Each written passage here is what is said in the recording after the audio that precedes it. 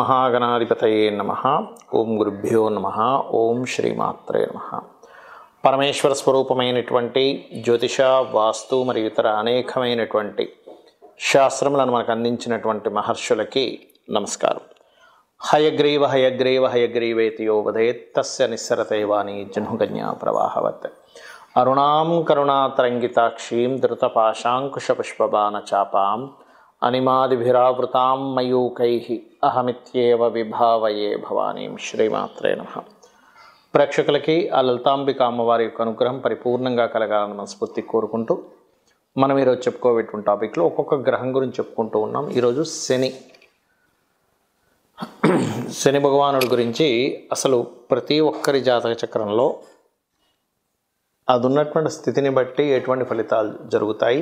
చాలామంది ఏంటంటే భయపడుతూ ఉంటారు అమ్మో అని. కానీ జ్యోతిష్ శాస్త్రంలో మందుడు అని చెప్పడం జరిగింది, అంటే లేట్ అవ్వడానికి కొన్ని ఆటంకాలకు కారకుడు అని చెప్పడం జరిగింది. కానీ కర్మకారకుడు ఆయనే, ఆయుష్కారకుడు ఆయనే, మనకి ఏదైనా ఒక ఫలితం అందించాలంటే కూడా ఆయనే అనేటువంటి చెప్పడం జరిగింది. కాబట్టి ఈ యొక్క విషయాలు చెప్తుంది నేనైనప్పటికీ కూడా చెప్పిస్తుంది సాక్షాత్ లలిత అమ్మవారిగా భావిస్తూ ఒక్కొక్క లగ్నం గురించి లేదా లగ్నం తెలియని వారి రాశి గురించి తెలుసుకుందాం. మీన లగ్నము, మీన రాశి. మీనానికి శని పాపి. అలా అని ఎప్పుడైనా గుర్తుపెట్టుకోండి, పాపైనా అశుభుడైనా అది ఉండే ప్లేస్మెంట్, ఆస్పెక్ట్ అండ్ కంజంక్షన్, అంటే ఎక్కడుంది, ఏ గ్రహాలతో కలిసింది, ఏ గ్రహాలతో చూడబడుతుంది, ఈజ్ మోస్ట్ ఇంపార్టెంట్.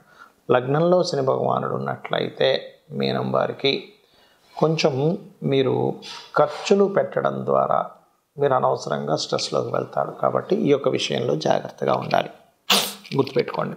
కాకపోతే మీడియేటింగ్ ద్వారా లాభం వస్తుంది వీరికి. లాభాధిపతి లగ్నంలో ఉన్నప్పుడు మీడియేటింగ్ ద్వారా ఇస్తుంది. అయితే ఇక్కడ లగ్నంలో ఉన్నప్పుడు సర్వసాధారణంగా ఉన్న ప్రాంతం కాకుండా వేరే ప్రాంతానికి వెళ్ళడం ద్వారా అంటే విదేశీ ధనయోగం కూడా ఇస్తుంది, గుర్తుపెట్టుకోండి. కాకపోతే రెండులో ఉంటే మాత్రం కాస్త మీరు ఎక్కువ లాభాలు వస్తాయని ఆశ వల్ల నష్టపోతారు. ఇది పర్టికులర్గా జాగ్రత్తగా పెట్టుకోండి. రెండులో శని ఉంటే. ఇక మూడులో ఉన్నాడు. మూడులో ఉన్నప్పుడు మాత్రం కాస్త ఎంజాయ్మెంట్స్ కోసం ఖర్చు పెట్టడం ద్వారా మీరు ఇబ్బంది పడతారు. కాకపోతే ఇక్కడ ఏంటంటే మీన లగ్నానికి సహజంగానే కొంత ఆధ్యాత్మిక యోగం, స్పిరిచువల్ యోగం ఎక్కువగా ఉంటుంది కాబట్టి పెద్ద ఎఫెక్ట్ ఇవ్వడం. కానీ ఏదైనా ఈ విషయంలో కొంత జాగ్రత్తగా ఉండాలి. అదేవిధంగా 4వ స్థానంలో శని తండ్రి యొక్క ఆస్తిని ఇస్తాడు. కాకపోతే ఆస్తి కారక స్థానం, చతుర్థ స్థానంలో ఉండే గ్రహాలు బాగుండాలి.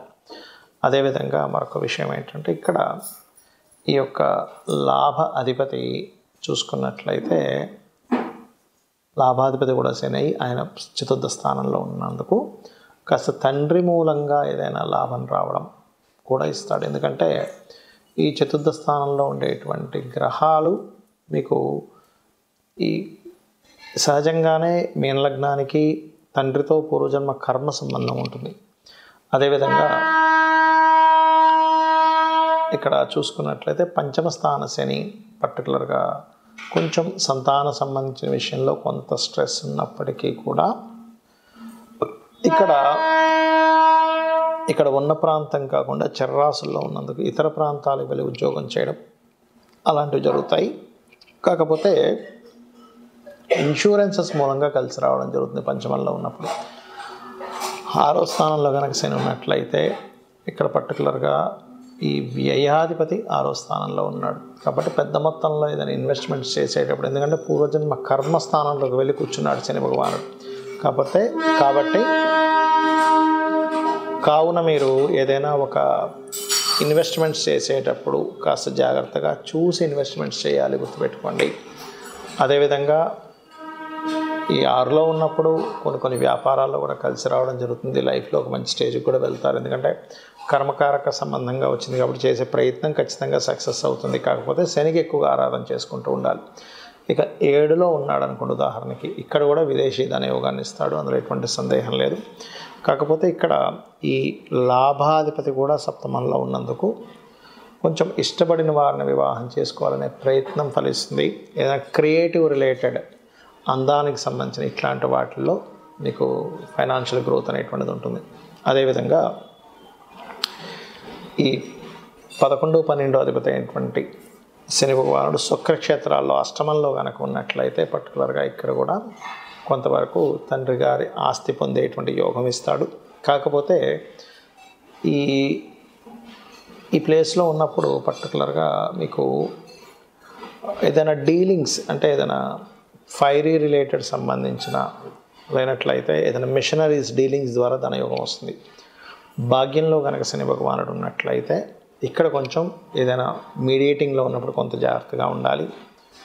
అదేవిధంగా మరొక విషయం ఏంటంటే పార్ట్నర్స్ ద్వారా కొంత లాభం కలుగుతూ ఉంటుంది. దశమ స్థానంలో కనుక శని భగవానుడు ఉన్నట్లయితే ఉద్యోగ వ్యాపార సంబంధించిన విషయాల్లో కొద్దిగా స్ట్రెస్ ఎక్కువగా ఉంటూ ఉంటుంది.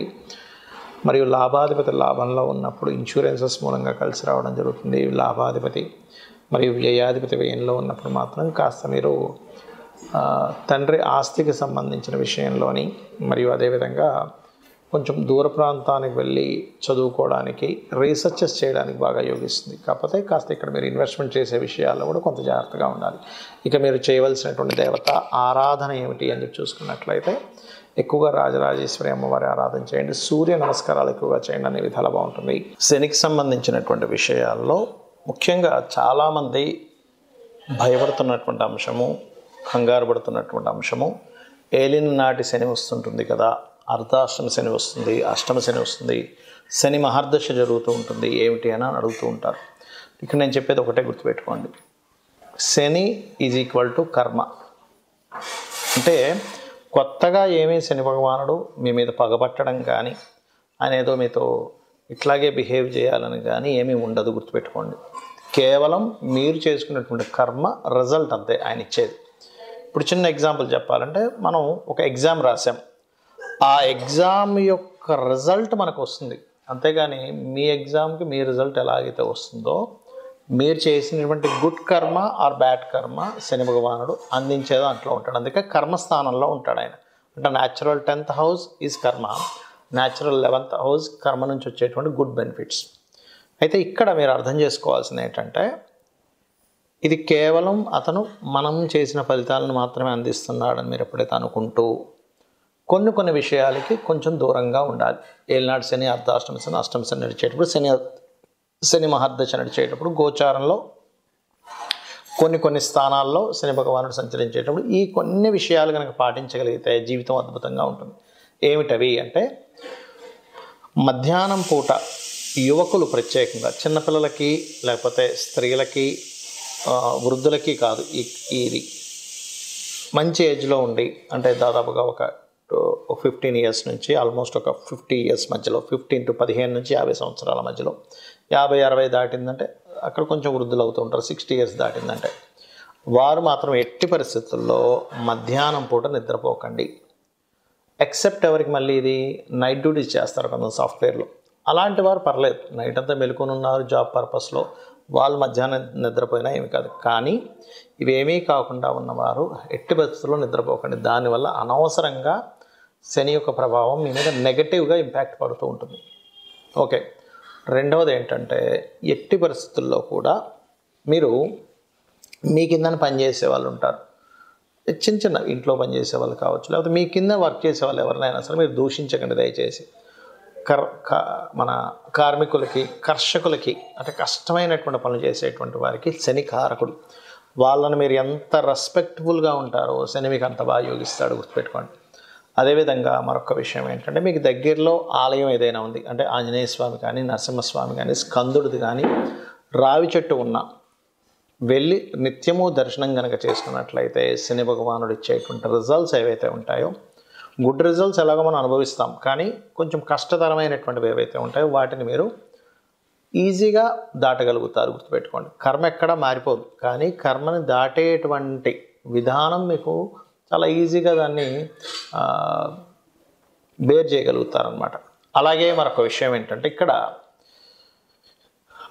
మీకు దగ్గరలో ఆలయం ఉన్నట్లయితే అక్కడికి వెళ్ళి నూనెని దానంగా ఇవ్వండి. అంటే టెంపుల్స్లో వాడుకోవడానికి ఇవ్వచ్చు నూనెని, లేదు నువ్వులు, తెల్ల నువ్వులు, నీలం రంగు వస్త్రము శనివారాలు ఇస్తుంటే కూడా ఇందాక మనం చెప్పుకున్నట్టుగా ఏలినాడు శని, అర్ధాష్టమ శని, అష్టమ శని ప్రభావం తగ్గుతుంది. కానీ కొంతమందికి శని దశ ఉంటుంది, 19 ఇయర్స్ ఆఫ్ శని మహాదశ, వాళ్ళకి ప్రతిసారి బ్యాడ్ అవ్వాలని రూల్ లేదండి. మీ జన్మజాతకంలో కనుక PAC అంటారు, అంటే ప్లేస్మెంట్ మంచి స్థానంలో ఉండి మంచి గ్రహంతో చూడబడుతూ ఒక శుభగ్రహంతో కలిసి ఉండి నీచభంగ రాజయోగాల్లో ఉంటే ఆ శని మహర్దశ కొన్ని వేల కోట్లు కూడా ఇచ్చి తీరుతుంది, అందులో ఎటువంటి సందేహం లేదు, గుర్తుపెట్టుకోండి. అయితే ఇక్కడ మీరు అర్థం చేసుకోవాల్సింది ఏంటంటే కర్మ ఖచ్చితంగా సంబంధం ఉంటుంది. మనం పని చేయాల్సిందే, పని చేయకుండా ఏదో నేను కూర్చుంటే వచ్చేస్తాయి అనుకుంటే తప్పు.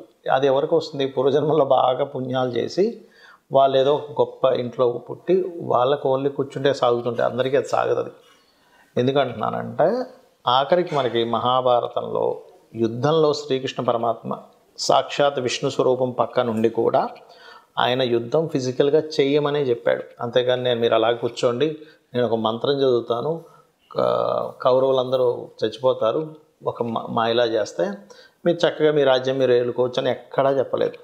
నువ్వు యుద్ధం చెయ్యి, నీ ధర్మాన్ని నువ్వు చెయ్యి అని చెప్పాడు. అంటే ఏమిటి? సాక్షాత్ శ్రీకృష్ణ పరమాత్మ పక్కన ఉండగా కూడా, ఇది మీరు అర్థం చేసుకోండి. అంటే ఏమిటి? మన చుట్టూ మనం చేసేటువంటి పూజలతో పాటు అమ్మవారు ఉంటుంది, కానీ ఉన్న వాళ్ళకి జయం ఉంది. అక్కడ ఎవరి పక్షానైతే శ్రీకృష్ణ పరమాత్మ ఉన్నాడో వాళ్ళకి విజయం లభించింది. మనం చేయవలసింది ఏమిటంటే మన పని మనం చేసుకుంటూ మనం అమ్మవారినో మీ స్వామివారినో విష్ణువునో శివునో ఎవరినో కానీ పట్టుకొని ఉండాలి. అలా మీరు చేసుకుంటూ వెళ్ళినట్లయితే ఖచ్చితంగా 100% విజయం లభించి తీరుతుంది, అందులో ఎటువంటి సందేహం లేదు. అయితే ఇక్కడ మీకు ఒక్క విషయం చెప్పి ముగిస్తాను. మీ పర్సనల్ చార్ట్లో శాటర్న్ శుభగ్రహాలతో ఉన్నాడా పాపగ్రహాలతో ఉన్నాడా చూసుకోండి. ఎక్కువ పాపగ్రహాలతో ఉన్నాడు అనుకోండి, శాటర్న్కి శత్రువులు ఎవరు? కుజుడు. ఎందుకంటే అగ్రెసివ్ ప్లానెట్, అది fast moving planet, fiery related planet. ఇదేమో కోల్డ్ రిలేటెడ్ ప్లానెట్. సో అక్కడ ఫ్రిక్షన్ ఏర్పడుతుంది దానివల్ల. సో కుజుడితో ఉన్న, కేతువుతో ఉన్న, కేతు ఎందుకు? వీటికి కారకుడు. ఏది? వైరాగ్యానికి, విరక్తికి. ఇదేమో కర్మ, అదేమో విరక్తి. ఈ రెండు కలవకూడదు. ఉన్న అంటే కుజుడితో ఉన్న, కేతువుతో ఉన్న, ఒక్కొక్కసారి సన్తో కంబస్ట్ అయినా ఇబ్బంది చేస్తుంది. ఈ 3 గ్రహాలతో ఏ గ్రహంతో ఉన్నా ఆ పర్టికులర్ గ్రహాలకు కూడా దీపారాధన చేయండి, మీకు అన్ని విధాలా బాగుంటుంది. ఆ లలితాంబిక అమ్మవారి యొక్క అనుగ్రహం మీకు పరిపూర్ణంగా కలగాలని మనస్ఫూర్తిగా కోరుకుంటూ శ్రీమాత్రే నమః.